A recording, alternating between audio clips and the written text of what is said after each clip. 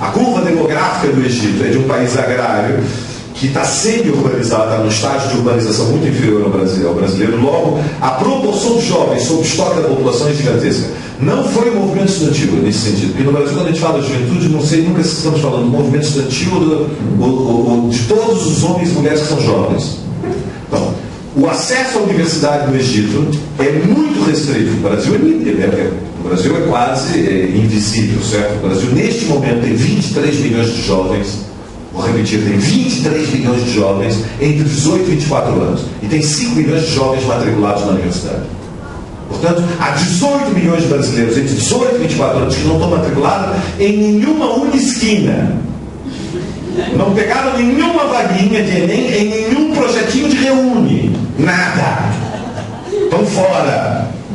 E tem 5 milhões que entraram. E nunca houve tantos estudantes universitários no Brasil. E 5 milhões é 5 milhões, que é enorme. E se houver um acesso estudantil de 5 milhões, ai, Dilma, treine o Brasil, porque 5 milhões é uma potência. Mas tem 18 milhões em idade escolar que não estão na universidade. Imaginem no Egito. No Egito, o acesso à universidade é minúsculo. Portanto, a juventude é a faísca, o movimento estudantil é a faísca da faísca. Mas não há nenhuma possibilidade de derrotar o capitalismo na Grécia para pagar. O único país que está em situação revolucionária nesse momento é a Grécia. A Espanha não está. São situações completamente diferentes. E nem falar do Chile. Porque ontem a luta a gente fica entusiasmado, mas marxismo é análise precisa, relação de forças. Uma coisa é um país que fez 12 greves gerais em um ano, incluindo toda a metalurgia, toda a indústria naval, todos os transportes, todas as escolas. Isto é a Grécia. Outra coisa é a Espanha, onde a juventude, fundamentalmente a juventude estudantil, com escolaridade superior, desempregada e plebeia, foi às ruas.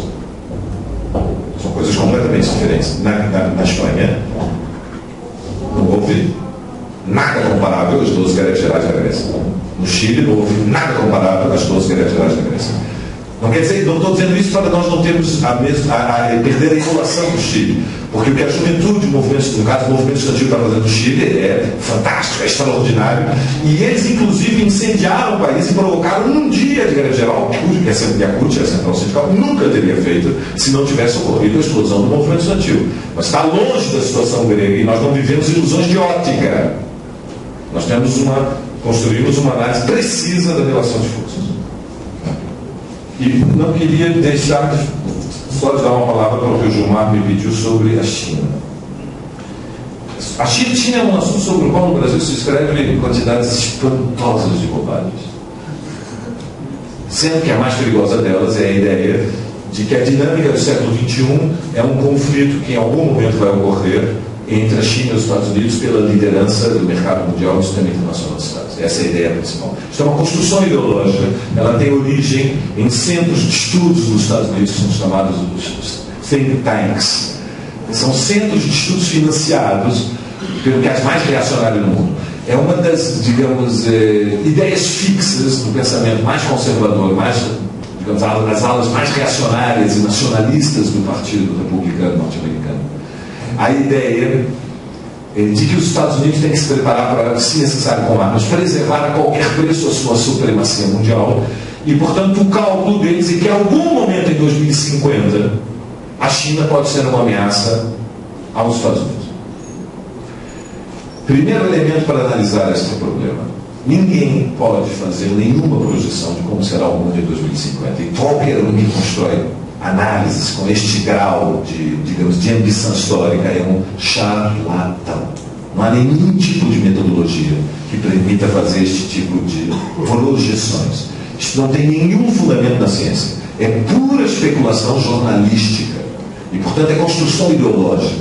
Não há ninguém que possa fazer este tipo de provisão. Segundo, este prognóstico, o mais provável é que não tenha nenhuma consistência. Veja, a China tem reservas hoje de 4 trilhões de dólares. São muito grandes as reservas. Sim, mas movimentam-se no mundo na forma de liquidez 15 trilhões de dólares. Estima-se que por dia podem estar trocando de mãos alguma coisa em torno de 500 bilhões de dólares. Então, a rigor, Nós estamos falando de as reservas chinesas correspondem a 8 dias da movimentação financeira líquida diária no mercado mundial. 8 dias. Temos então uma ideia do que é o calibre. Então, qual é a munição que tem a China? 8 dias da liquidez do mercado financeiro mundial. Para a gente ter sentido as proporções do que nós estamos falando. Proporções é muito importante. Porque não basta dizer é grande, é pequeno, é poderoso, é fraco. Quanto grande? Aí é que está a análise. Quanto pequeno? Proporções. Então, proporções é PIB, 62, 63 trilhões. Liquidez do mercado financeiro, 15 trilhões. Reservas chinesas, 4. Movimentação financeira diária, pelo menos 500 milhões. 8 dias são as reservas chinesas. Então, isto é poderoso diante do que é. A China depende para continuar crescendo a taxas acima de 6%, que segundo o governo chinês são taxas mínimas para que haja coesão social preservada, para que não haja guerras gerais, por exemplo, para que não haja passeatas comunas nas ruas. Precisa crescer no mínimo 6%. Não pode crescer a 6% se não houver demanda mundial pelos produtos chineses. Muito bem, com a contração da economia mundial, qual é o futuro das exportações chinesas? Elas vão continuar podendo entrar por todo lado? Bom, o Brasil já disse que não. Vocês viram o Brasil? Eu não disse os Estados Unidos, eu disse o Brasil. A Dilma disse carro chinês. Não. Tem que fazer pedágio. Ou passa por uma fábrica uruguaia, ou uma fábrica argentina, ou tem que passar por uma fábrica brasileira.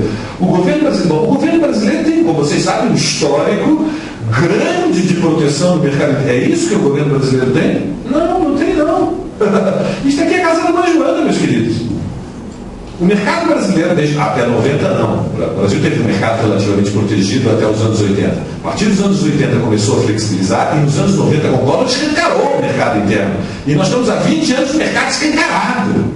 Não tem uma cidade brasileira onde não tem uma feira de quinquilharia em que apareça qualquer tipo de bugiganga produzida nas Filipinas, no Bangladesh e em qualquer lugar, incluindo no Haiti. Para isso estão as tropas brasileiras lá para garantir que as montadoras funcionem. Portanto, Gilmar, se você me pergunta, a China pode impedir que a crise mundial se transforme de recessão em depressão? Não. A China por si própria, apesar, digamos, das dimensões que tem, é a segunda economia do mundo, tem um PIB de 5 trilhões, mais de 5 trilhões, 5 trilhões e meio. Bom, a China, ainda com estas dimensões, tem problemas próprios que a impedem de poder ser de cumprir um papel fundamental. Não há como sair da crise sem destruição massiva e não há, portanto, sem saída da crise indolor. Essa é a ideia-chave que eu quero vos apresentar. Não há saída indolor. O povo, se quisermos aceitar a ideia de que o capitalismo vai ganhar um tempo histórico, vai ter que pagar por isso. E para pagar por isso, bom, vai ter que fazer escolhas. Lutar ou não lutar. Se decidir lutar, vai ter que decidir escolher também. Lutar com decisão revolucionária ou não. Essas são as disjuntivas históricas. Nós fazemos, evidentemente, somos socialistas, uma aposta, que nós vamos ver povos lutando com cada vez maior disposição revolucionária. Ou seja, o que está acontecendo na Grécia é uma espécie de jardim de infância do proletariado europeu e que, portanto, os próximos anos vão ser muito perigosos, mas vai ter grandes oportunidades e, portanto, para aqueles que defendem a ideia da Revolução Mundial, vão ser anos mais divertidos.